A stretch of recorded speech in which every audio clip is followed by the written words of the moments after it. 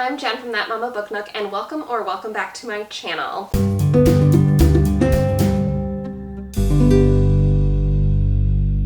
It is officially fall, and there have been so many good fall book recommendation videos and posts, and I definitely wanted to contribute one of my own, but to be honest, I just wasn't feeling just any regular old fall books. And when I really sat down and thought about it a little bit, I realized what I was really feeling was some dark, gothic, moody academia books, which definitely do still fit with the fall season. Dark academia doesn't really have its own genre, but it definitely describes a literary aesthetic. The setting is often gothic and a bit spooky, and usually is set in some sort of higher education. The characters are often a little bit more morally gray, and obviously the plot is, well, a bit darker. So I rounded up a bunch that are on my TBR, and I wanted to share them all with you in case you were looking for similar vibes. Now, disclaimer, as I said, they're on my TBR, so I haven't read these, so feel free to correct me if you think that these are not actually fitting into that dark academia aesthetic, but from reading the synopses, I feel like they all fit into what I had in mind. First up, starting with R.F. Kuang, who has written 2 dark academia coded novels. She has written both Babel and her newest release, Catabasis, both which fall into that dark academia category. Babel starts in 1828, where Robin Swift, who was orphaned by cholera, is brought to London by the mysterious Professor Lavelle. There, he trains for years in Latin, ancient Greek, and Chinese, all in preparation for the day he'll enroll in Oxford's prestigious Royal Institute of Translation,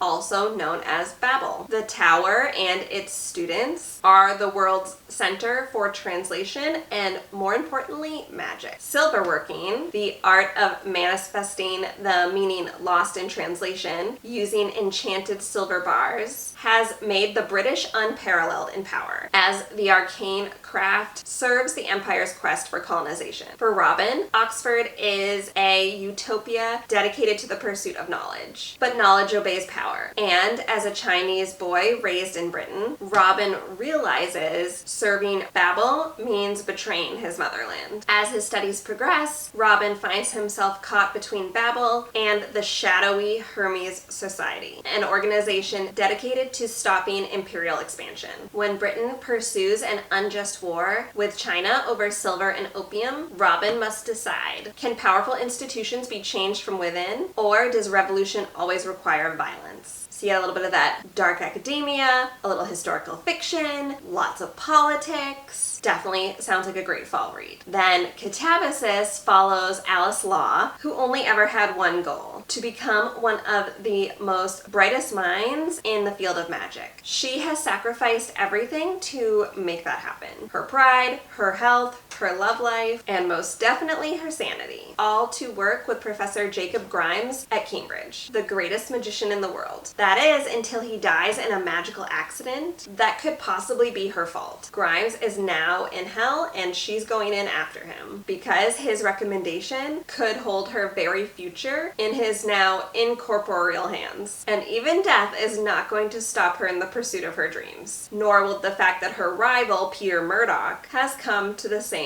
conclusion. Then I had to put an ML Rio in this list with If We Were Villains. Oliver Marks has just served 10 years in prison for a murder he may or may not have committed. On the day he's released, he's greeted by the man who put him in prison. Detective Colburn is retiring, but before he does, he wants to know what really happened a decade ago. As one of 7 young people studying Shakespeare at an elite arts college, Oliver and his friends play the same characters on stage as they do off. hero, villain, tyrant, temptress, ingenue, etc. But when the casting changes and the secondary characters usurp the stars, the play spills dangerously over into life, and one of them is found dead. The rest face their greatest acting challenge yet, convincing the police and themselves that they are blameless. I love the idea of this one with the acting background, especially in like a Shakespeare situation. I think that one could be really good. This one, I think I have a copy of it on my shelves. It's all, oh, you can't see it. It's all the way up there. Is Ninth House by Leigh Bardugo. Galaxy Alex Stern is the most unlikely member of Yale's freshman class. Raised in the Los Angeles hinterlands by a hippie mom, Alex dropped out of school early and into a world of shady drug dealer boyfriends, dead-end jobs, and much, much worse. In fact, by age 20, she is the sole survivor of a horrific, unsolved multiple homicide. Some might say she's thrown her life away, but at her hospital bedside, Alex is offered a second chance to attend one of the world's most prestigious universities on a full ride. What's the catch and why her? Still searching for answers, Alex arrives in New Haven, tasked by her mysterious benefactors with monitoring the activities of Yale's secret societies. Their 8 windowless tombs are the well-known haunts of the rich and powerful, from high-ranking politicos to Wall Street's biggest players. But their occult activities are more sinister and more extraordinary than any paranoid imagination might conceive. They tamper with forbidden magic, they raise the dead, and sometimes they prey on the living. Anything that involves a secret society is definitely high up there in my book. I don't know if anyone else watched the Skulls movies growing up, especially the original one with Paul Walker and Joshua Jackson. That was like my favorite movie back in the day. I feel like I'm actually due for a rewatch, but I just have been kind of obsessed with the like darkness of secret societies, especially played out in media. This one might have to get bumped up on my TBR, especially because I have a physical copy. Ooh, I have this next one too. I didn't even realize, considering I just went through my physical TBR. What's on my physical TBR? That's a little bit embarrassing, but The Atlas 6 by Olivia Blake. I don't have a dust jacket, but it is The Atlas 6.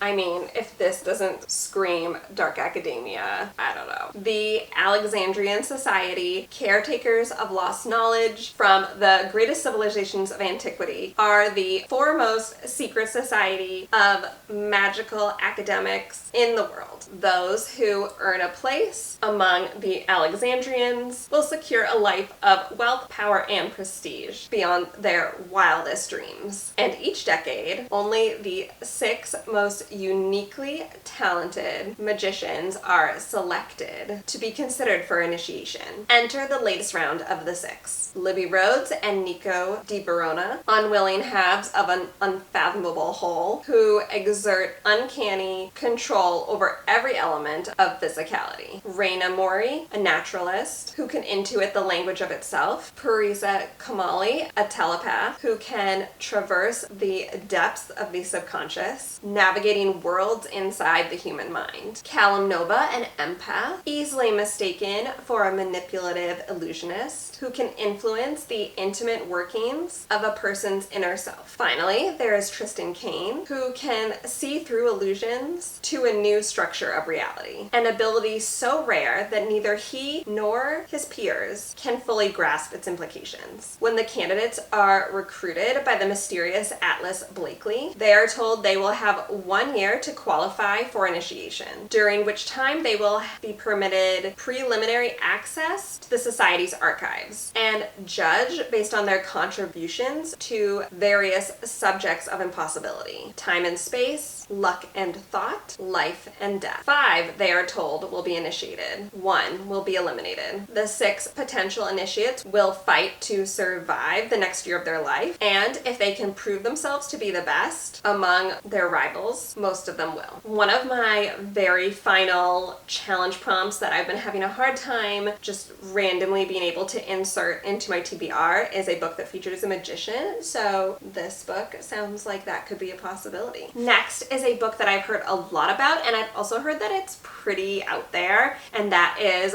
Bunny by Mona Awad. Samantha Heather Mackey couldn't be more of an outsider in her small, highly selective MFA program at New England's Warren University. A scholarship student who prefers the company of her dark imagination to that of most people. She is utterly repelled by the rest of her fiction writing cohort, a clique of unbearably twee rich girls who call each other Bunny and seem to move and speak as one. But everything changes when Samantha receives an invitation to the Bunny's fabled smut salon and finds herself inexplicably drawn to the Bunny's front door, ditching her only friend Ava in the process. As Samantha plunges deeper and deeper into the Bunny's sinister yet saccharine world, beginning to take part in the ritualistic off-campus workshop where they conjure their monstrous creations, the edges of reality begin to blur. Soon, her friendships with Ava and the Bunnies will be brought to a deadly conclusion.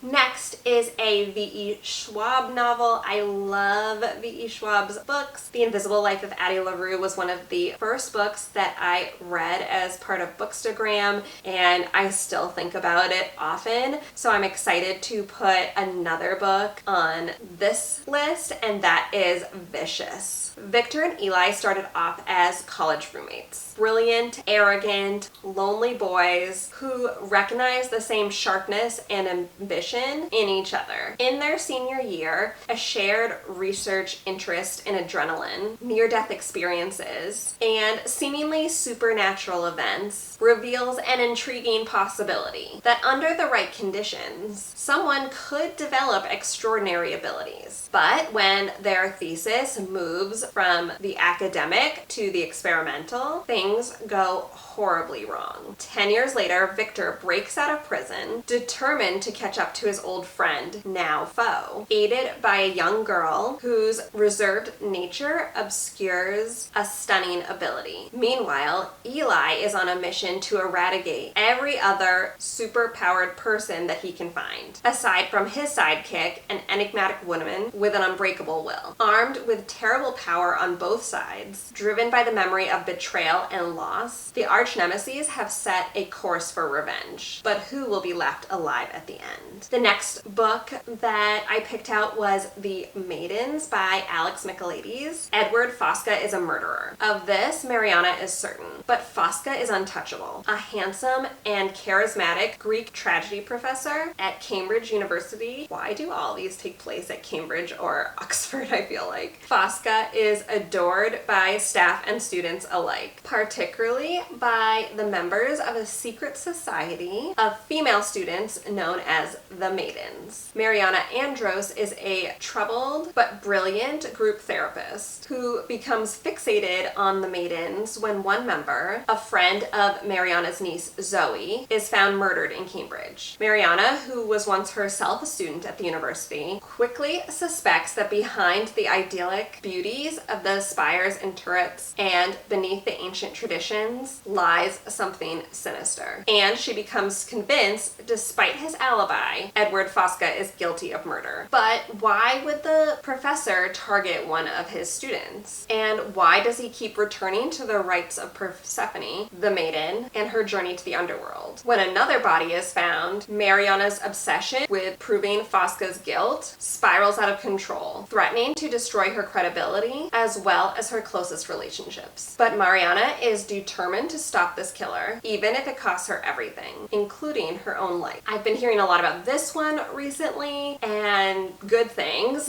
and that is Blood Over Bright Haven by M.L. Wong. An orphan since the age of 4, Siona has always had more to prove than her fellow students. For 20 years, she has devoted every waking moment to the study of magic, fueled by a mad desire to achieve the impossible, to to be the first woman ever admitted to the high magistracy. When she finally claws her way up the ranks to become a high mage, however, she finds that her challenges have just begun. Her new colleagues will stop at nothing to let her know that she is unwelcome, beginning with giving her a janitor instead of a qualified lab assistant. What neither Siona or her peers realize is that her taciturn assistant was once more than a janitor. Before he mopped the floors for mages, Thomiel was a nomadic hunter from beyond Tehran's magical barrier. 10 years have passed since he survived the perilous journey crossing that killed his family. But working for a high mage, he finally sees an opportunity to understand the forces that decimated his tribe, drove him from his homeland, and kept the Tyranish in power. Through their fractious relationship, mage and outsider uncover an ancient secret that could change the course of magic forever, if it doesn't get them killed first. Siona has defined her life by the pursuit of truth, but how much is one truth worth with the fate of civilization in balance? Then I have An Academy for Liars by Alexis Henderson. Lennon Carter's life is falling apart. Then she gets a mysterious call inviting her to take the entrance exam for Drayton College, a school of magic hidden in a secret pocket of Savannah. Lennon has been chosen because, like everyone else at the school, she has the innate gift of persuasion, her ability to wield her will like a weapon, using it to control others and, in rare cases, matter itself. After passing the test, Lennon begins to learn how to master her devastating and unsettling power. But despite persuasion's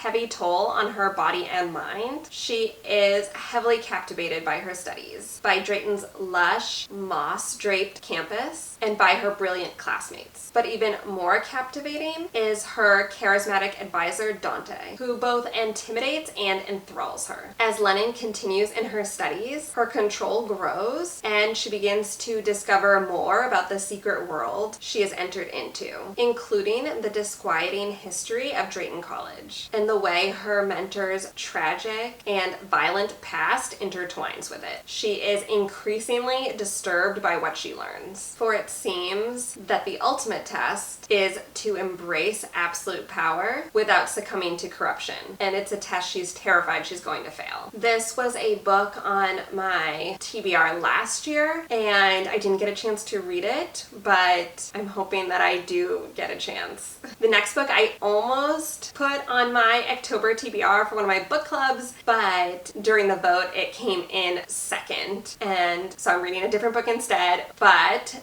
it's still on my radar, and that is The Immortal Dark by Tigis Gurma. Orphaned heiress Kidan Adain grew up far from the arcane society she was born into, where human bloodlines gain power through vampire companionships. I think this is our first vampire book on here. When her sister June disappears, Kidan is convinced a vampire stole her, the very vampire bound to her family, the cruel yet captivating Susenyos Sagad. To find June, Kidan must infiltrate the elite Uxley University, where students study to ensure peaceful coexistence between humans and vampires, and inherit their families' legacies. Kidan must survive living with Susenyos, even as he does everything he can to drive her away. It doesn't matter that Susenyos' wickedness speaks to Kidan's own violent nature and tempts her to surrender to a life of darkness. She must find her sister and kill Susenyos at all costs. When a murder mirroring June's disappearance shakes Uxley University, Kidan sinks further into the ruthless underworld of vampires, risking her very soul. There, she discovers a centuries-old threat, and June could be the center of it. To save her sister, Kidan must bring Uxley to its knees, and either break free of the horrors of her own actions, or embrace the dark entanglements of love and the blood it requires. Don't Let the Forest In by C.G. Drews is another one that I've heard really good things about. High school senior Andrew Perot finds refuge in the twisted fairy tales that he writes for the only person that can ground him in reality, Tom Thomas Rye, the boy with perpetually ink-stained hands and hair like autumn leaves, and with his twin sister Dove inexplicably keeping him at a cold distance upon their return to Wickwood Academy. Andrew finds himself leaning on his friend even more. But something strange is going on with Thomas. His abusive parents have mysteriously vanished, and he arrives at school with blood on his sleeve. Thomas won't say a word about it and shuts down whenever Andrew tries to ask him any questions.